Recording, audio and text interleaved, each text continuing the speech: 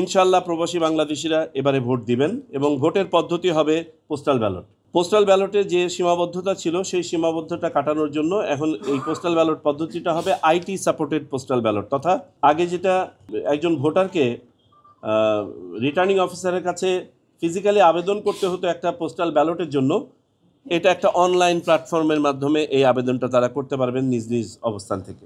দ্বিতীয়ত হচ্ছে যে ব্যালটটা প্রেরণ করা হতো ভোটারের কাছে, এই ব্যালটটা প্রথমে রিটার্নিং অফিসারের কাছে যেত, তারপরে তিনি পাঠাতেন, ফলে সময় ক্ষেপণ হতো।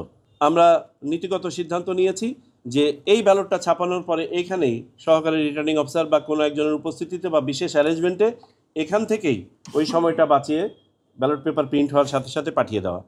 পাশাপাশি আরেকটা প্রস্তাব এসছে যেটা পৃথিবীর কোনো কোনো দেশে আছে, যেটাকে বলা হয় ব্ল্যাঙ্ক ব্যালট। জন্য এসছে যে গ্লোবালি পোস্টাল ব্যালটের একটা ওয়েস্টেজ রেট আছে। গ্লোবাল ওয়েস্টেজ রেট হচ্ছে অ্যারাউন্ড 24%, 24% মতন এটা ওয়েস্টেজ রেট আছে। আমাদের মতো যাদের সুবিন্যস্ত এবং বিস্তৃত ডায়াসপোরা আছে তাদের জন্য এই ওয়েস্টেজ রেটটা আরও হাই অ্যাজ 50%। কিন্তু আমাদেরকে তো ব্যবস্থা করতে হবে।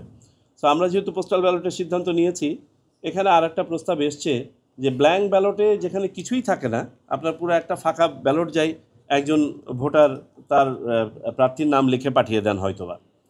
আমরা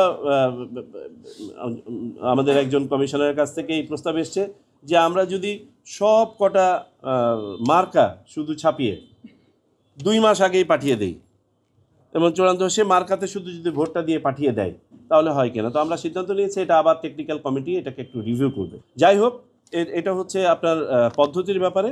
তবে আমরা একটা ডিপিপি ইতোমধ্যে যেটা তৈরি প্রক্রিয়াধীন, এই ডিপিপির মাধ্যমে ইনশাআল্লাহ আমরা আগামীর এই প্রকল্পটা বাস্তবায়ন করব।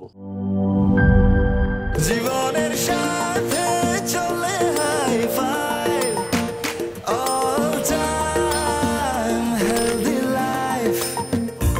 নিশ্চিন্তে খান স্বাস্থ্যকর অল টাইম পান, অল টাইম হেলদি লাইফ।